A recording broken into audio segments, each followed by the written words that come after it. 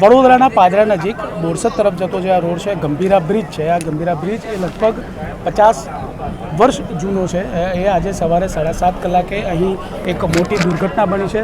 આ બ્રિજ ઉપરથી કેટલાક વાહનો પસાર થઈ રહ્યા હતા અને તે અચાનક જ બ્રિજ તૂટી પડતા તે મહીસાગર નદીમાં ખાબક્યા છે। અંદાજે 5 જેટલા વાહનો આ નદીમાં ખાબક્યા હોવાની માહિતી છે। હાલમાં જે બચાવ કામગીરી ચાલી રહી છે। हाल सुधी जे नदी में जे इको वान थी इको वान में अंदाजे 4 થી 5 जेटला व्यक्तिओं बहार काढवामां आव्या छे, जेओने नजीकना होस्पिटल में खसेडवामां आव्या छे। हाल सुधी 2 व्यक्तिओना मौत थया होवानी पुष्टि करवामां आवी छे, परंतु आ जे मृत्युआंक छे ए मृत्युआंक વધવાની સંપૂર્ણ શક્યતા છે, કારણ કે ઇકો કાર છે, ઇકો કારમાં જ 8 વ્યક્તિઓ હતા, જેઓ તમામને રેસ્ક્યુ કરીને બહાર કાઢવામાં આવ્યા છે, પરંતુ હાલમાં તેઓની સ્થિતિ શું છે તે જાણવા મળી શકી નથી।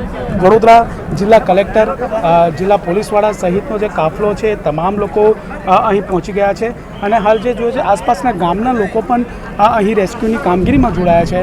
તમામ લોકો જે છે એ વાહનોને બહાર કાઢવા ઉપરાંત નદીમાં જો કોઈ ખાબક્યું હોય તો એની અંદર પણ એ લોકોને પણ બહાર કાઢવાની કામગીરીમાં જોડાયા છે।